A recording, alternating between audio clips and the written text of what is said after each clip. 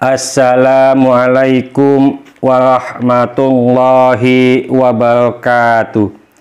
Kali ini saya ingin membahas tadabbur Al-Quran yang berkenaan dengan orang yang memiliki sapi betina.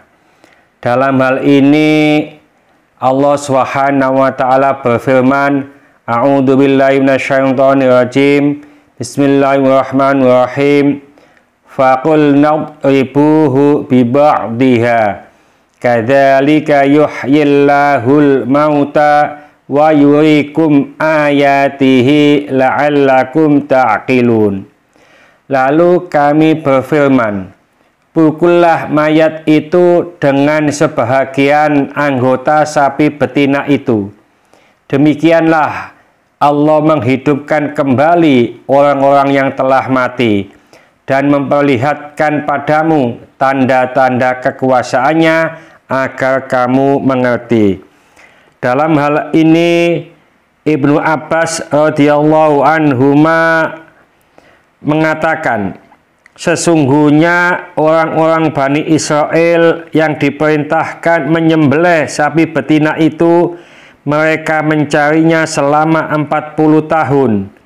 Mereka baru dapat menemukannya setelah 40 tahun, yaitu pada ternak sapi milik seorang lelaki dari kalangan mereka.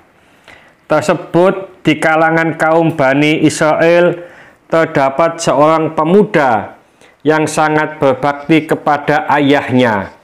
Pada suatu hari ada seorang lelaki lain yang lewat kepadanya seraya membawa mutiara jualannya. Ketika itu ayahnya sedang tidur, sedangkan kunci berangkas berada di bawah bantalnya. Si lelaki penjual mutiara itu berkata kepadanya, "Maukah engkau beli mutiara ini dengan harga 70.000 dirham?" Si pemuda menjawab, "Jika kamu bersabar hingga ayahku terbangun dari tidur, aku mau membelinya darimu dengan harga 80.000 dirham." Si penjual mutiara berkata, "Bangunkan saja ayahmu, nanti mutiara ini kujual kepadamu dengan harga 60.000 dirham. Maka si penjual mutiara terus menurunkan harganya hingga mencapai harga 30.000 dirham. Sedangkan si pemuda menaikkan sampai harga 100.000 dirham. Dengan syarat ayahnya harus terbangun dengan sendirinya terlebih dahulu. Ketika si penjual mendesak terus, maka si pemuda kesal, lalu berkata kepadanya, "Demi Allah, aku tidak mau membelinya darimu dengan harga berapapun juga selama-lamanya." Dia menolak untuk membangunkan ayahnya. Maka Allah mengganti mutiara tersebut menjadi sapi betina untuk si pemuda sebagai pahala berbakti kepada ayahnya. Ketika kaum Bani Israel yang sedang mencari sapi betina itu melihat sapi betina yang dicarinya berada di tangan si pemuda, mereka langsung meminta agar si pemuda menjual sapinya kepada mereka, ditukar dengan sapi yang lain. Tetapi si pemuda itu menolak. Lalu mereka menambahkan tukarannya dengan 2 ekor sapi. Namun si pemuda tetap menolak.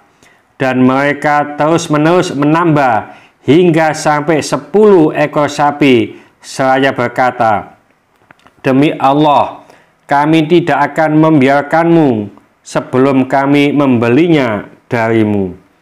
Lalu mereka membawa si pemuda itu kepada Nabi Musa alaihissalam. Mereka berkata, "Hai Nabi Allah, sesungguhnya kami menemukan sapi betina itu berada di tangan lelaki muda ini, tetapi dia menolak memberikannya kepada kami. padahal kami telah memberinya harga yang pantas. Maka Nabi Musa alaihissalam berkata kepada si pemuda, berikanlah kepada mereka sapi betinamu itu. Si pemuda menjawab, wahai utusan Allah, aku lebih berhak terhadap harta bendaku. Nabi Musa alaihissalam menjawab, engkau benar.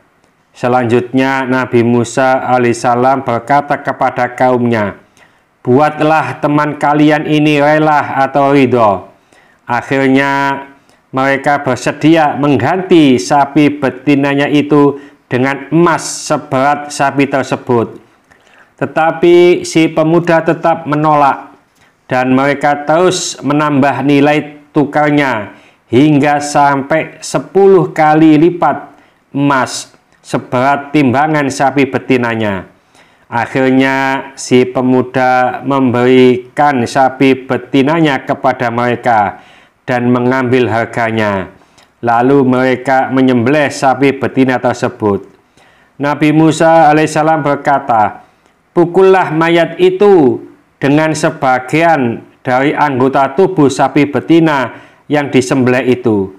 Mereka memukulnya dengan sebagian tubuh di antara dua pundak sapi. Maka mayat itu dapat hidup kembali. Lalu mereka bertanya kepadanya, siapakah yang telah membunuhmu? Ia berkata kepada mereka, keponakanku. Dia mengatakan bahwa dia akan membunuhku, merampas hartaku, dan mengawini anak perempuanku. Akhirnya mereka menangkap si pembunuh dan membunuhnya. Mudah-mudahan sedikit ini dibarengi hidayah dari Allah Subhanahu wa Ta'ala. Mudah-mudahan bermanfaat bagi kita semuanya. Sampai jumpa di video yang akan datang. Akhir kalam, wassalamualaikum warahmatullahi wabarakatuh.